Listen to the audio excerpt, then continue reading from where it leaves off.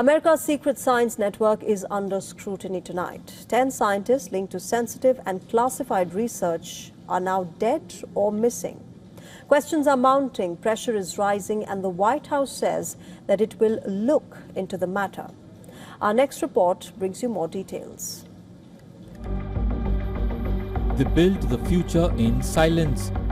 They worked inside guarded labs, behind closed doors, on projects few people were meant to know about. Some handled advanced weapon systems. Others worked on cybersecurity, energy grids, military technology, and strategic intelligence. Now, 10 of them are either dead or missing. The growing list has triggered alarm across Washington. Officials are facing demands for answers after reports linked multiple unexplained deaths and disappearances involving scientists who had access to highly sensitive material. The White House has now assured that concerns will be examined. 10 American scientists who have either gone missing or died since mid-2024. They all reportedly had access to classified nuclear or aerospace material. Is anybody investigating this to see if these things are connected? I've seen the report, Peter. I haven't spoken to our relevant agencies about it. I will certainly do that and we'll get you an answer. If true, of course, that's definitely something I think this government and administration would deem worth looking into. So let me do that for you. Let's take a look at the 10 people who have either died or are missing. William McCasland, retired Air Force General, vanished in February near his Albuquerque home. Then there is NASA researcher Michael David Hicks, whose 2023 death has been linked by online sleuths to other cases. NASA scientist Frank Maywold's death sparked speculation alongside other scientists. Others who went missing or died are aerospace employee Monica Reza, Novartis biologist Jason Thomas, Anthony Chavez disappeared in May last year, Melissa Cassius missing since June 2025. Then there are MIT nuclear science professor Nuno Loureiro, astrophysicist Carl Grillmeier, and government contractor Stephen Garcia. Critics say too many questions have been left unanswered. Were these isolated tragedies? Were security protocols ignored? Or is America facing a deeper vulnerability inside its scientific establishment? Bureau Report, WION World is One. A mysterious trend in Pakistan continues to baffle everyone. Globally exposed for its patronage of terror, Pakistan has witnessed yet another attack on a terrorist on its own soil by unidentified men. As per reports, 2 persons riding a motorcycle opened fire at terror group Lashkar-e-Toiba co-founder Amir Hamza as his car was passing through the Peko Road in Lahore. As a result, Hamza sustained a bullet injury to his arm. In May last year, there was reportedly a similar bid on his life after being shot in the waist area. But he survived. Hamza, remember, is one of the 17 founder members of the terror group Lashkar-e-Toiba along with Hafiz Saeed. Designated as a global terrorist by the US Treasury Department in 2012, he has played a key role in fundraising and recruitment. Hamza is believed to have helped plan the 2005 IISc Bengaluru terror attack. This marks the 3rd mysterious incident involving a terrorist in Pakistan over the last few weeks. Remember, on the 21st of March, senior LET commander Chaudhry Bilal Arif Salafi was shot and stabbed to death inside the outfit's heavily guarded headquarters in Muridke. Subsequently, terror group Jaish-e-Mohammed chief Masood Azhar's elder brother, Mohammad Tahir Anwar, had passed away. However, the cause of his death remains a closely guarded secret. But this is not a new trend. Since the last few years, Pakistan has seen a number of terrorists being killed by unknown individuals. For instance, Zahur Mistry, one of the hijackers of Indian Airlines flight IC-814, was shot dead by 2 bike-borne assailants in Karachi's Akhtar colony in March of 2022. The mysterious killings continued unabated in 2023 as well. Paramjit Singh Panjwar, the leader of banned terror outfit Khalistan Commando Force, was killed by unidentified gunmen when he had gone out for a walk in Lahore. Then in October 2023, one of India's most wanted terrorists, Shahid Latif, was gunned down near Noor Madine Mosque in Sialkot. This Jaish-e-Mohammed leader was the mastermind of the 2016 Pathankot attack. Last year, top LET commander Abu Qatal was shot dead by unidentified assailants. He was wanted by India in connection with multiple terror attacks. Shifting our focus now to India, where the Government of India has officially introduced 3 constitutional amendment bills in the Parliament. The move focuses on 2 things: implementation of the Women's Reservation Bill and carrying out delimitation of parliamentary districts. To discuss these proposals, the Indian Parliament convened a 3-day special session today where the Union Law Minister Arjun Ram Meghwal introduced 3 bills in the lower house. धन्यवाद अध्यक्ष महोदय। मैं आपकी अनुमति से ये प्रस्ताव करता हूं कि भारत के संविधान का और संशोधन करने वाले विधेयक संविधान 131वां संशोधन विधेयक 2026 को पूर्व स्थापित करने की अनुमति दी जाए। Prime Minister Narendra Modi also addressed the Parliament. He said that it is a historic day and that the bills will open the way for women's participation in policy making. He said that women have not forgiven those who have worked to delay the implementation of women's reservation in the country. हमारे देश में जब से women reservation को लेकर के चर्चा हुई है और उसके बाद जब जब चुनाव आया है, हर चुनाव में महिलाओं को मिलने वाले इस अधिकार का जिसने विरोध किया है, जिसने विरोध किया है, देश की महिलाओं ने उन्हें माफ नहीं किया है। Remember, political parties in India's southern states have been opposing the delimitation process. India's constitution mandates that the allocation of seats should be proportional to the population of states. Because of this, southern states fear losing representation due to higher population growth in India's northern states. But in his address to the Parliament today, the Prime Minister assured that no state will face discrimination.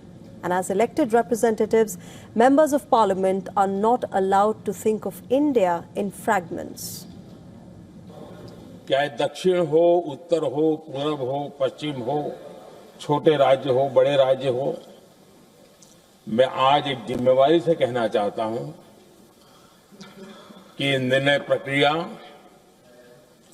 किसी के साथ भी भेदभाव नहीं करेगी।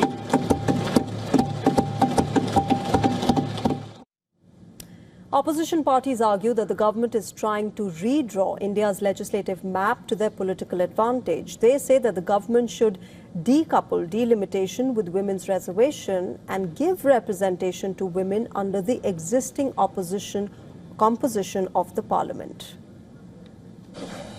वैसे आज प्रधानमंत्री जी की बातों से ये लगा कि भाजपा ही महिला आरक्षण के चैंपियन, प्रस्तावक और सबसे बड़े समर्थक रहे हैं।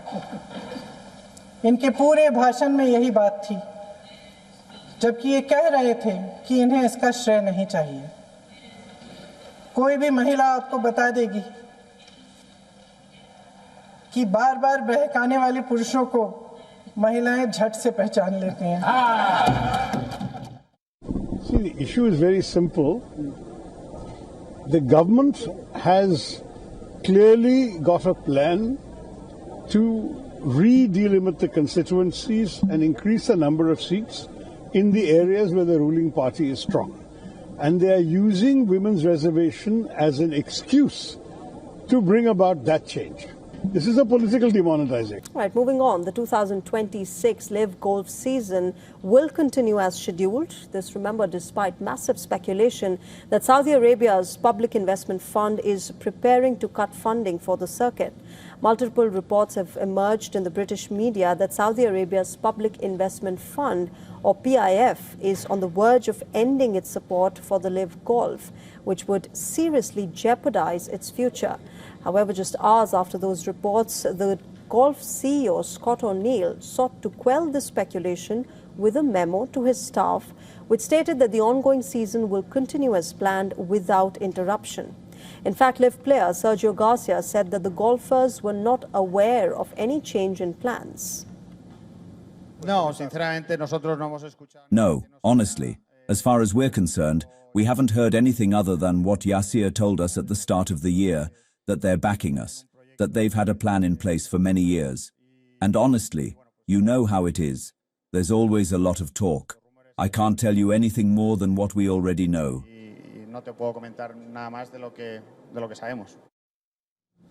Now, the LIV event in Mexico City is underway, and PIF has spent over $5 billion on the circuit since its 2021 launch. But prize money and bonus payments have been reduced significantly this year. And there are reports that PIF has lost over $1 billion since the circuit's establishment, despite the LIV CEO's guarantee that there is growing uncertainty over the future of the tour among the players. They still retain several high-profile players like John Ram, but there have been golfers who have returned to the PGA Tour like Brooks Koepka. Can American factories help build for war again? Well, the Trump administration is now reportedly reaching out to major U.S. automakers like General Motors, Ford, GE Aerospace and Oshkosh to produce military gear. This, remember, comes amid the ongoing wars in Iran and Ukraine, which have reportedly drained American defense supplies. The push is coming from the Pentagon's broader plan to put U.S. defense production on what it calls a wartime footing. These automobile manufacturers do not have to start from scratch. Companies like Ford, Oshkosh and GM have already built military vehicles for Washington in the past. In fact, GE Aerospace also won a U.S. military contract valued at up to $5 billion for aircraft engines to be sold to allied nations. But now the Trump government wants to scale this up and fast. The reason is that the war demand, which is outpacing production, is now getting into a burden. When the U.S. entered the Second World War, remember, Detroit did not just build cars. It had built several war machines as well in the 1940s. Ford turned its factories into bomber plants. General Motors produced armored vehicles at an industrial scale never seen before. Ford alone, in fact, built over 8,000 B-24 bombers that time. It reached a stunning production rate of 1 aircraft per hour. After the Pearl Harbor attack, it even produced hundreds of thousands of vehicles, engines and jeeps, and supplied critical components from armor plates to tank engines. GM produced fighter aircraft and torpedo bombers, built engines that powered some of the most important American warplanes, and rolled out more than 500,000 military trucks, light fighting tanks and machine guns. In fact, it also supplied artillery components and military systems, essentially becoming a backbone of the U.S. war machine. Now, fast forward this to today. Another parallel situation is emerging as Washington's fight, high-intensity war against Iran, is going on, while also supporting Ukraine against Russia, and the cost is showing. The U.S. has reportedly fired more than 850 Tomahawk cruise missiles in just weeks of the Iran war, a raid that has raised serious concerns about stockpiles. Reports suggest that this has eaten into a significant portion of available inventory, while production remains slow and complex due to technological advancement. As a result of this, there is a growing gap between what Washington uses and what it can replace. The current situation in Iran, remember, and Ukraine is putting pressure on America's defense industrial base. The Pentagon is now responding with scale. The Trump administration is pushing for $1.5 trillion by 2027. It is one of the largest defense budgets in history, if not the highest. But money alone is not the problem. Capacity is. Defense experts warn that the U.S. does not currently have the manufacturing depth, especially against a country like China, which has a far larger industrial base, and modern warfare that is only making this harder. The Iran and Ukraine conflicts have shown how cheap mass-produced drones can drain expensive missile defenses. So America is once again looking at its auto industry. Can 21st century America recreate the industrial surge that won the World War II? Or has modern warfare outpaced its ability to produce? That is the big question.